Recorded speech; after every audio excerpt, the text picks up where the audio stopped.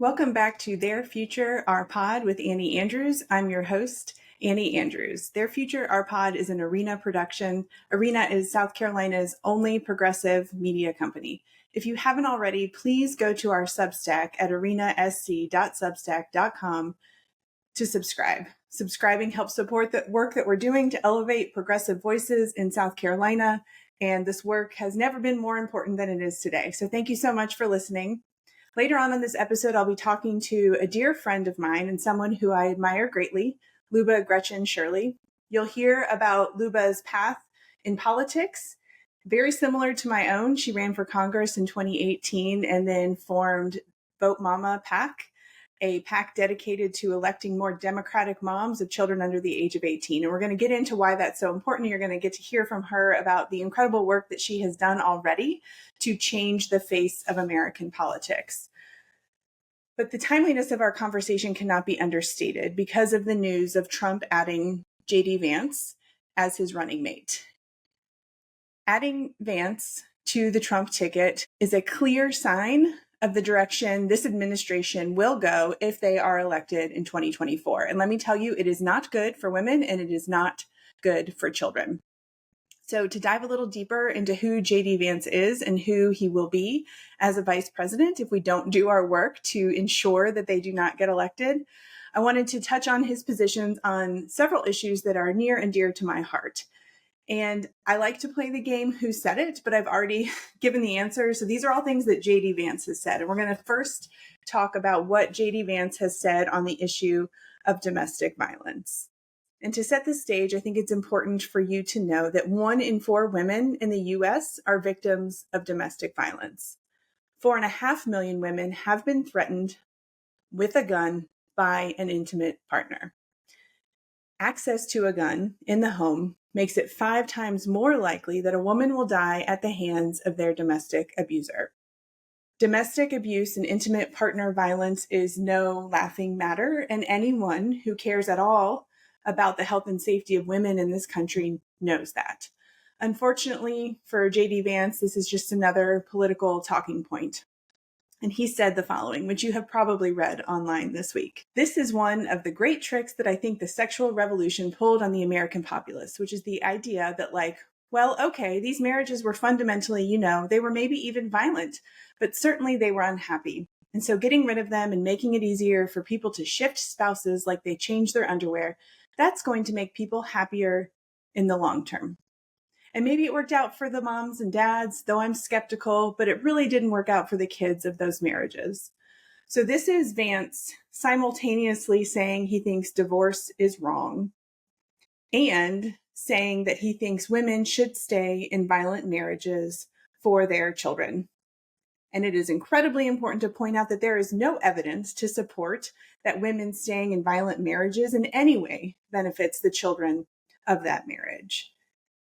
And when you think about Project 2025, and let me tell you, J.D. Vance is the poster boy for Project 2025. The leaders of the Heritage Foundation were thrilled when he was added to the ticket. They are seriously considering eliminating no-fault divorce in this country, which will trap women in violent marriages. And this is not safe for children, especially when you consider in the context of our nation's gun violence epidemic. So that's J.D. Vance on divorce and domestic violence. So where is he on abortion? Well, the conversation really should start and stop with he supports a national abortion ban. In a 2021 interview, he was asked whether laws should allow women to get abortions if they were victims of rape or incest. And he said society should not view a pregnancy or birth resulting from rape or incest as quote unquote inconvenient. And then he went on to say, my view on this has been very clear, and I think the question betrays a certain presumption that is wrong. It's not whether a woman should be forced to bring a child to term, it's whether a child should be allowed to live, even though the circumstances of that child's birth are somehow inconvenient or a problem to the society. The question really, to me, is about the baby. Well, first, you cannot claim to care about kids and babies with everything else that exists in Vance's legislative agenda and political history. He doesn't care at all about actual children. He cares about controlling women. And what is so dangerous about this is he's saying that just because a woman is raped and gets pregnant and she considers that inconvenient, that doesn't mean that she should be allowed to access abortion services. Now, every person who works in healthcare in any way, shape, or form has a story, a tragic story. And I always think about a young adolescent patient I cared for who had been for years raped by a family member. And she came to the hospital for a vague symptom of abdominal pain, was found to be pregnant. Her uncle was the father. And this child deserved and was able, thankfully, because this was years ago, to access abortion services. So what J.D. Vance is saying in this statement and what his current position is that 12-year-olds should be forced to carry that pregnancy to term that is the result of rape and incest. And she's 12.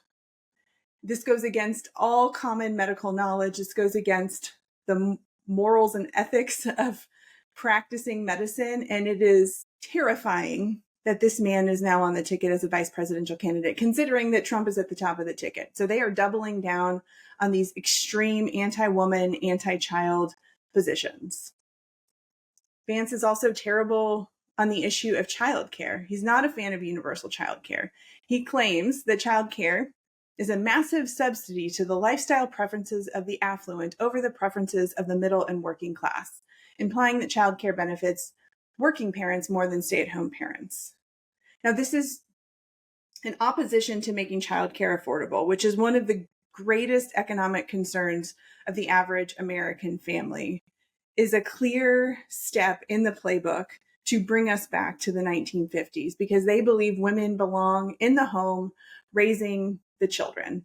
So therefore, we don't need to invest in lowering the cost of childcare because women just need to stay home because that's what's best for the children, right? That was my sarcasm voice, if you couldn't tell. So if we don't do everything in our power to ensure that Trump and Vance don't win in November, these are the policy priorities of this administration. These will be the policy priorities of this administration.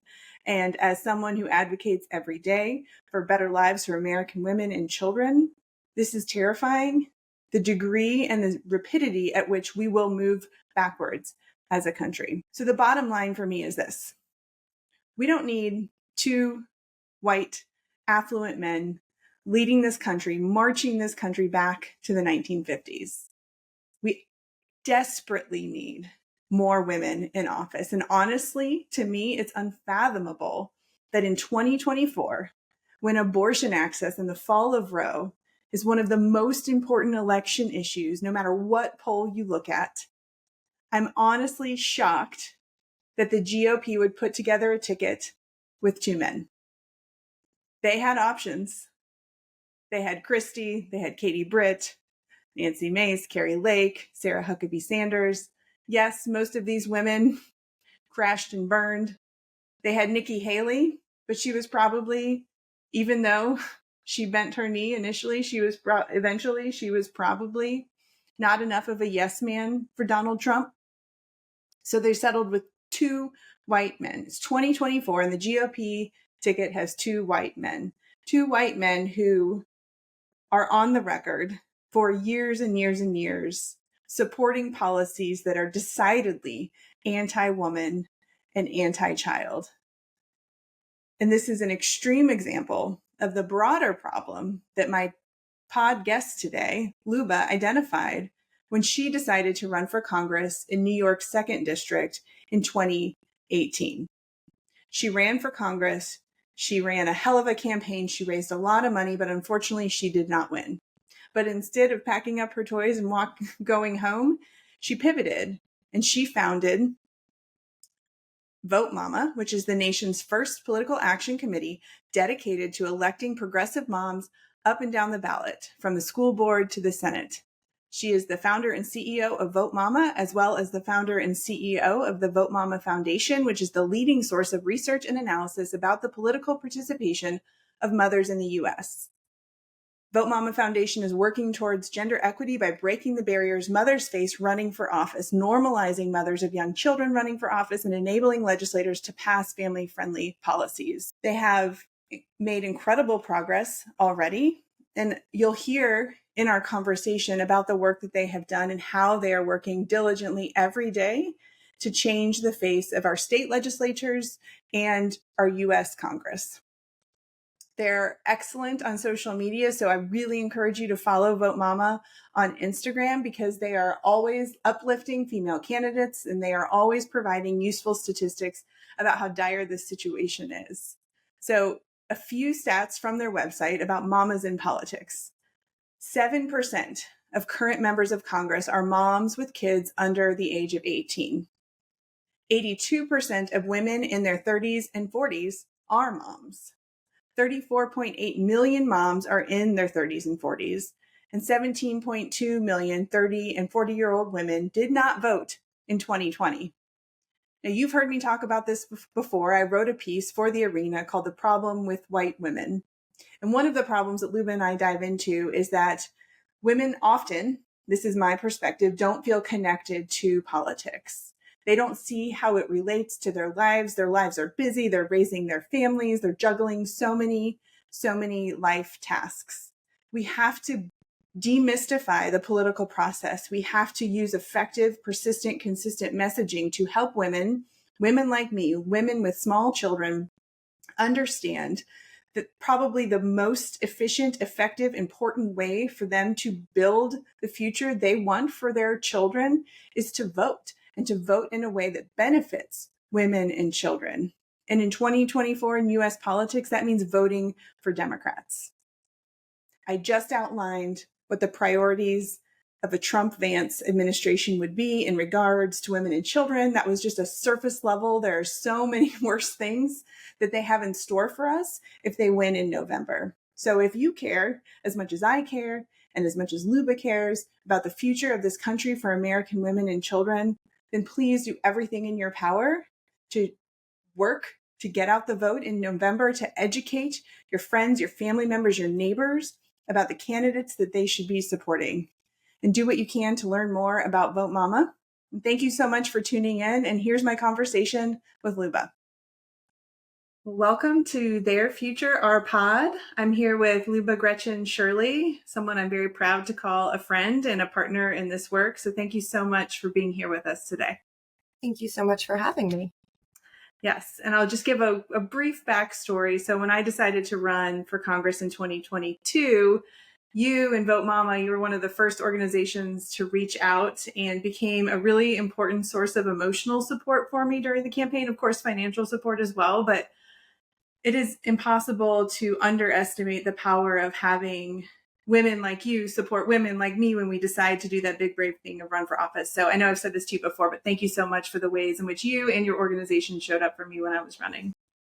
Thank you. Honestly, it's just hearing you say that was the reason I started Vote Mama in the first place, because I had the same experience when I ran for Congress. It was the moms who had done it before and who understood how difficult it is, that really provided the most support for me. And when I launched Vote Mama, I wanted to provide that mama's network for other people. So I'm glad that we were able to step in and help, and to be a safe place for you to talk about what it was really like to run.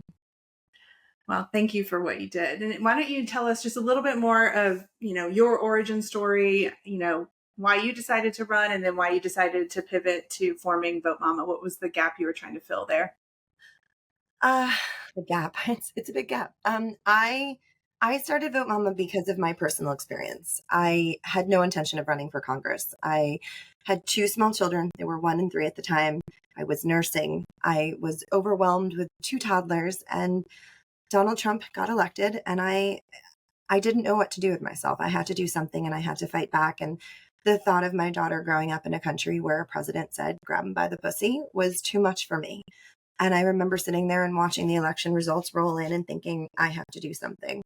And I ended up starting an indivisible group in my community and really organizing. And my representative had been in office since I was 12 and had consistently voted to hurt people in my district and across the country. Voted to defund Planned Parenthood 17 times, was against abortion even in the cases of rape or incest, voted to take healthcare away from 74,000 people in my district alone. And I kept trying to find the right person to run against him. And I organized a town hall where literally hundreds of people showed up, and I had a 6-foot cardboard cutout of Peter King on stage, and I answered questions for him. And people finally said, "Are you going to run against him?" And I said, "No, you're crazy. I have 2 little kids." But I did. I went a little crazy and I ran for Congress. And it was the best experience, but honestly, the most difficult. And my experience during that campaign made me realize why we don't have more moms in office, moms of young kids in particular, and why our policies fail us so much. You know how terrible our policies are theoretically, but then when you have your first child, you finally get it at a completely different, it's a visceral level where now you are experiencing not having paid family leave, not getting off of any childcare wait lists. And I had that revelation when I had my first child. And then when I ran for Congress, I realized how difficult it is to run. And that is why we have so few people. We have so few people in office who get these issues because it's their lived experience. And that's why our policies are failing families across the country. So I launched Vote Mama. We launched the PAC side first to support Democratic moms running from school board to Senate. We've now supported over 500 Democratic mamas. You were one of them. And then launched our foundation and our lobby next to change the structural issues. There's only so much you can do when you support these women once they're running, if you're not doing everything that you can to break down the barriers that hold them back from running and that make it more difficult for them to stay in office even once they're elected. So Vote Mama is it's my way of trying to change the system. There are all of these people who are fighting and trying to convince our legislators to vote a certain way on policy. But if you want to change our policies, you have to change our policymakers. But the only way to change your policymakers is to change the political system. So my origin story, I was pissed off with our policies and I ran for Congress, and then I launched Vote Mama to fix the system so we could change our policymakers and we could change our policies. And you've created such a beautiful roadmap for people like me, because I share your frustrations, and I got off the sidelines, as you know, after the Parkland shooting.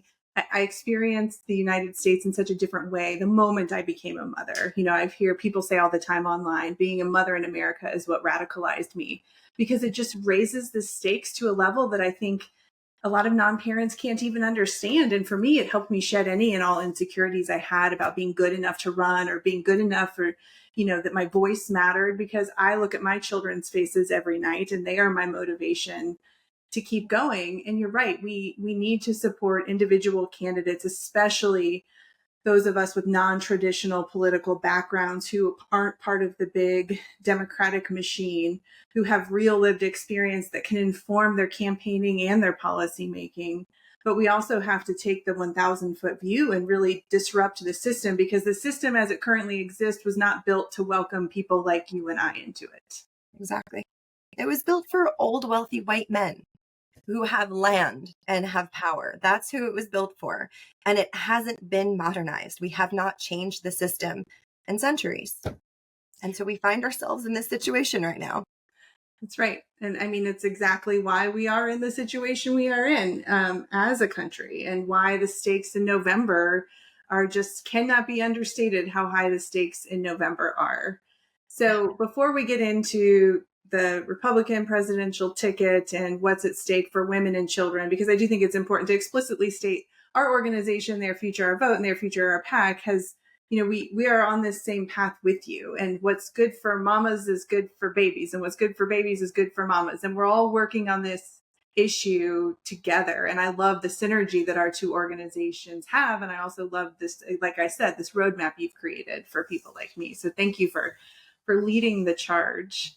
But what are Vote Mama's, let's start with legislative priorities, because you all have accomplished a lot already, even though you're still a relatively new organization. What are your legislative priorities and your just accomplishments as an organization? Yeah, well, I'm going to break this into two things, because we have legislative priorities that the mamas we support are working on. And then we have the legislative priorities that we're working on to break down the structural barriers. So in terms of the structural barriers, we are trying to make it easier for moms, for working people, for people who are not the political elite to run and to stay in office, because we need people who look like the rest of our community to actually represent our community.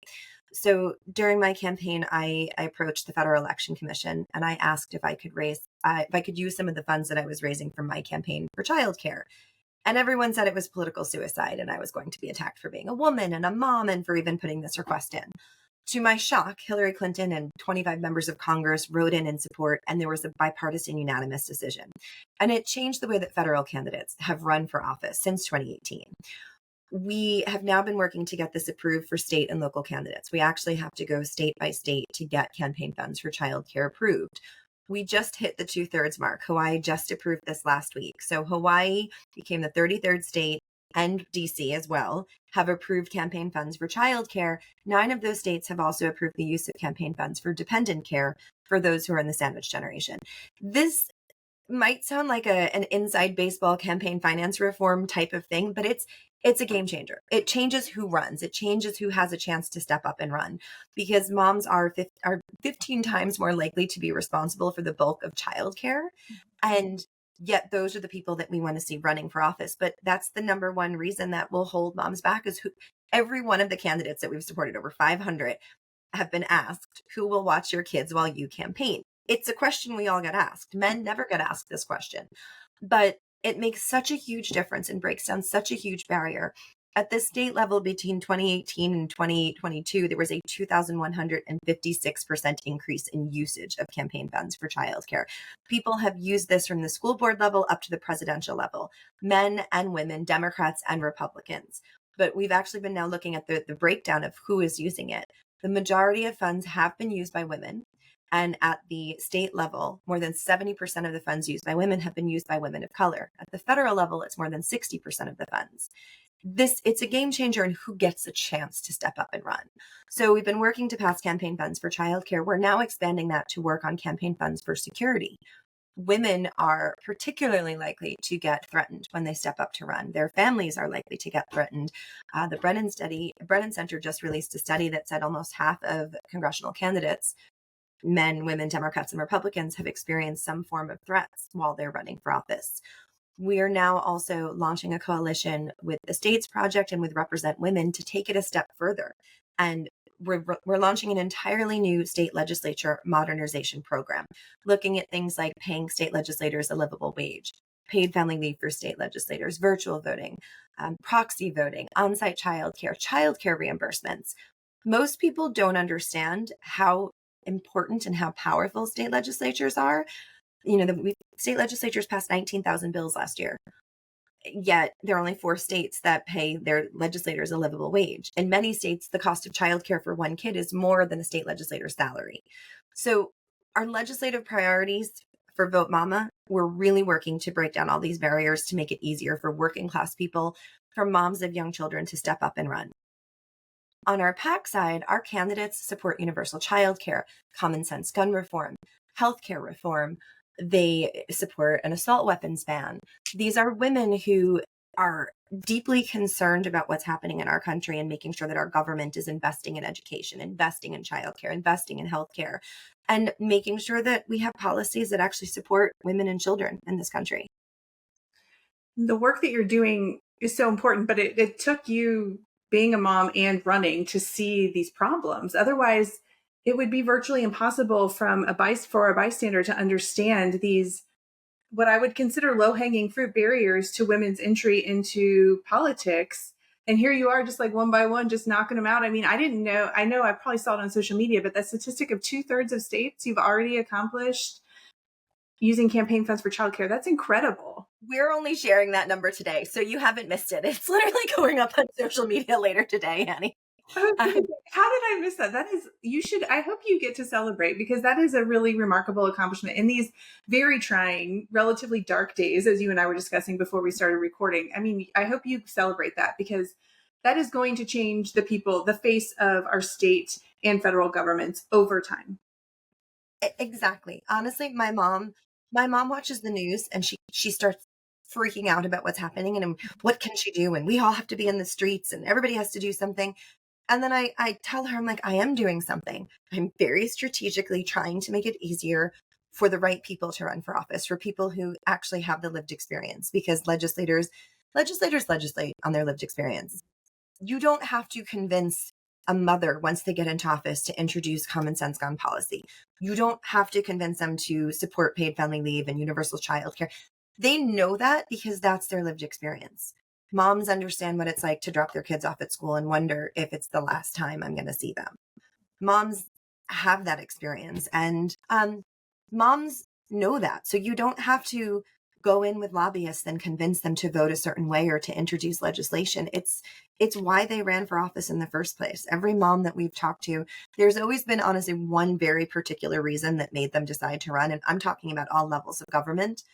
I think one of my favorite stories was there was a woman that we supported who ran for a town council seat because the sidewalks were broken and it was very dangerous for her kids to walk to school. And so she invited her city council to walk her kids to school with her one day. And they did. And they saw how dangerous it was and that the kids were walking in the streets, and they didn't do anything about it. So she ran the next cycle and she won. And it's that really common sense, I'm going to run to fix a problem. I don't have time. I'm a busy mom. I mean, you want something done, you give it to a busy mom. Those are the people we need in office because they get it and they don't have a lot of time and they're not in the mood for nonsense and they're not there for the title and they're not there for the power and they're there to make a change. That's right. They're not there for their own egos. And I think like you can teach someone, why universal childcare is important, but you're not going to get a candidate who can passionately speak to those issues until you put someone who has the lived experience, like you were just saying. And it makes a huge difference. And I think a secondary effect to the work that you're doing is the supporters who you're going to bring off the sidelines, because finally they're going to see candidates who look and sound like them, who have the same life experience they have. And finally, politics, even if they don't want to run, it's going to feel accessible to them. They're going to feel connected to these candidates because it's not just another 65-year-old rich old white man. And that, I think, also cannot be understated, because as I think you and I have discussed this, I wrote something about this last week, but white women are the problem electorally in this country. And I think this is maybe one of the reasons, and this is potentially a solution as well, to get more women candidates who white women can relate to on the ballot. It's true. I'm curious, actually, I'm gonna ask you a question now. When you ran, I'm curious what your biggest, I guess your biggest misconception was, because I had this theory when I ran that all electeds were really smart and really understood the policy. And most women have this feeling when they decide to run for office. They always say a woman has to be asked, 7 times before they consider running. If you have young kids, my theory is it's at least 30 times. But you're always afraid and you're always doubting whether or not you're qualified to run. And I remember the first debate I had with Peter King. I literally chewed an entire box of Pepto-Bismol in the back of the car and I was sick to my stomach. And I got up there and this guy who had been in office for almost 30 years started to talk, and I understood that he didn't understand the issues. He didn't care about the issues. And some of the things that he was saying it was mind-blowing to me. And I tell all of the moms that we support, as long as you know your community and you can talk to your community and you can understand the issues, you're a better advocate than the majority of people already in office. As long as you care, you can step up to run. So women feel that way also when it comes to, if you're not running, just to participating. It's a scary thing for most people to call your Congress member and tell them that this is how you want them to vote on a certain issue. My entire goal with Vote Mama and everything that I'm doing is to demystify politics, to take off that lens of, you have to be a certain person or have a certain background to step up and run or to even participate. I want to demystify politics so that everyday people can say, you know what? I am concerned. I have a very particular issue. I want to talk to my representative. I'm going to make a phone call. I'm no longer afraid to. That is my goal, that people feel comfortable stepping up to run and not hiding who they are. Mm-hmm. Women are always told, hide who you are as a mom. And this is not just in politics. It's every career. Don't talk about your children. You're not going to get the promotion or that board seat or any of that. I want women to not have to hide who they are as moms and to be able to just, show up as themselves with crazy gaggle of children with them and run and talk about the issues, because I don't know, that's who I want to see fixing the mess that we have now gotten ourselves into. Yeah. And I think I had the exact same experience. And what I quickly learned, and now what I teach medical students and other doctors when I speak, is authenticity is key and passion is key. And if you have authenticity and passion, which really means like a clarity of purpose, why you're running in the first place, those two things, in my opinion, transcend any decades of experience writing and passing legislation. Agreed. 100%. And every woman who steps up to run who is sitting at home listening to us right now, who maybe has this tiny little voice in the back of their head thinking, maybe I could do that. You can do it. You are overqualified and you can learn as you go. I had the similar debate experience as you. And, I quickly learned after I dove into politics that the level of understanding of the issues of the day from our elected officials is very, very surface level, very surface level. And someone coming from a background in medicine, that was shocking to me, because when I diagnose someone with pneumonia, there's like 15 years of knowledge and experience that goes into my ability to make that diagnosis and treatment. So my level of knowledge is so deep on those issues. And politics is really just the opposite. And we can all learn, we can ask questions, and women are also much better listeners on average than men. And that is another really important ingredient in being a good politician and a good lawmaker. Yep, agreed completely. And I think demystifying the process is really important. So I think seeing people like us who had no background in politics, who stepped up and did it, is important. I also think like stepwise demystifying things. So like tuning in where no one knows you're there, but just logging into your state legislature and watching a committee hearing and understanding that those people have no idea what they're talking about and they don't care about the issue they're talking about. And then taking that step to calling a state lawmaker, and then taking that step to calling your congressperson's office. And then all of a sudden you feel more comfortable wading in deeper and deeper. And that's how people like you end up doing what we do every day. Exactly. I literally used to take, it's funny, I used to take videos of me calling Peter King's office. And Nicholas was a baby at the time. He was strapped to my chest, so I'd always be rocking to keep him quiet. And I would be on the phone and I would record it and I would post it on Facebook. And I would say, this is what I said. Here's some background on this bill. And this is how he's voting. And, you call in. And so many people started to do the same thing because they're like, yeah, if she can do it while rocking a baby, I can do it. And it's the same thing, honestly, when I first launched Vote Mama, there were so many moms who reached out for endorsement interviews who said, well, if you can do it with 2 small children, somehow I can do it. And I remember when I was thinking of running, I didn't know who to reach out to because I wasn't politically connected. But I would find a quote from Kirsten Gillibrand or a quote from Grace Meng about giving birth while serving in office. And I remember thinking, if they can give birth while doing this, somehow I can do it with 2 toddlers. But just seeing that and recognizing yourself and someone else doing it makes all the difference. Mm-hmm. So we have to just build up a diverse coalition of women who step up to run at every level. And that's exactly what Vote Mama is doing. So bravo. Thank you. It's exactly what you're doing too.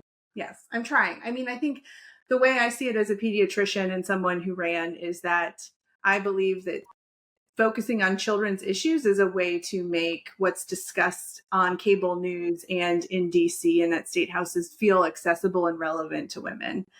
Because so many women who would come to my campaign events because they sort of became like social events, had never been to an event before. They never really felt like politics had anything to do with them. Yet if you ask them what is most important in their lives, they'd say their kids. And what are they worried about their kids? Well, they're worried about climate change, and they're worried about gun violence, and they're worried about not being able to afford a medical emergency. But we have to connect those dots. And of course, the 65-year-old grandpas in Congress are not connecting those dots for your average mom of small children. Exactly.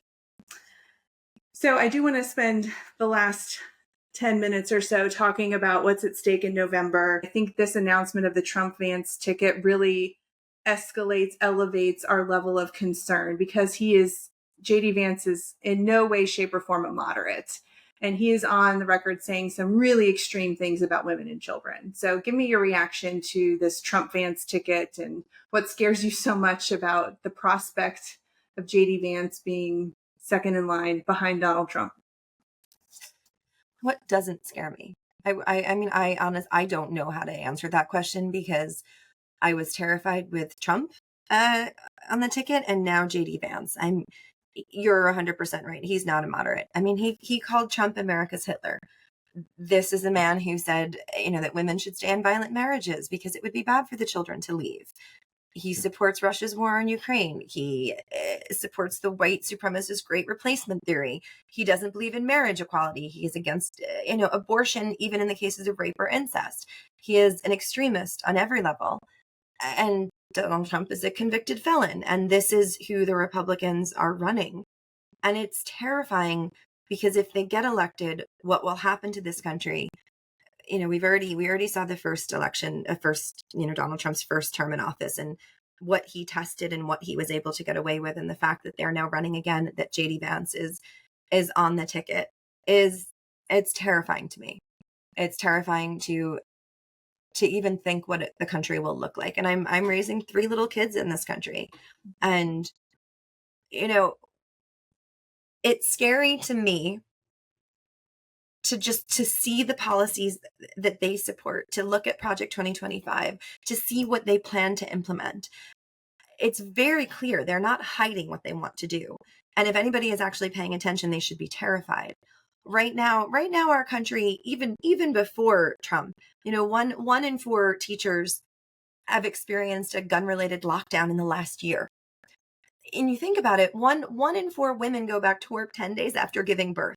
Women are still bleeding at that point. So 1 in 4 women go back to work 10 days after giving birth, and 1 in 4 American teachers have experienced a gun-related lockdown in the last year. Do we want to be that country? Because that is what we are right now. And if we elect Trump and Vance, we're going to go down an even more dangerous road. Or do we want to be the country where we're investing in childcare and paid family leave and healthcare and education and actually caring enough to protect our children? I have an 8-year-old who is obsessed with shootings at school and worrying about it. My 10-year-old doesn't honestly pay attention, but my 8-year-old, he asked Alexa maybe 2 months ago what the notification was. He was thinking that his Pokemon cards had been delivered. And so he asked Alexa what the notification was. And Alexa announced the news that there was another school shooting. And he obsessed about it literally every night for the next week. As he was falling asleep, he was asking me questions. What's going to happen? What are you going to do to protect me? And I would try my best to make him feel better. And he would look at me and he'd be like, Mama, but I know you can't really protect me. And I know that there's nothing you can really do. And if we continue with this, electing people like Donald Trump and JD Vance, we're going to have assault weapons everywhere. We already have that right now. Guns are the leading cause of death for children in this country. More so than car accidents, guns are the leading cause of death. And yet they don't want to pass any sort of common sense gun regulation. I don't know how to answer that other than to say I'm deeply terrified for what will happen if they get elected. That resonates with me so much. And what you said about your children asking you if they're going to be okay, essentially, and not being able to really reassure them that they are, is really a mother's worst fear.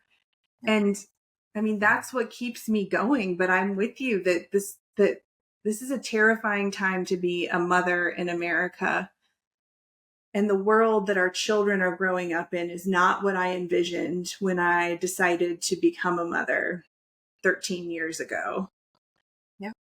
And I think the only thing that allows me to sleep at night right now is the fact that I get up every day and do this work, that I'm not just sitting on the sidelines watching this happen, that I'm actively trying to do everything in my power to prevent things from getting worse. Agreed completely. It is the only thing that keeps me sane, to be honest.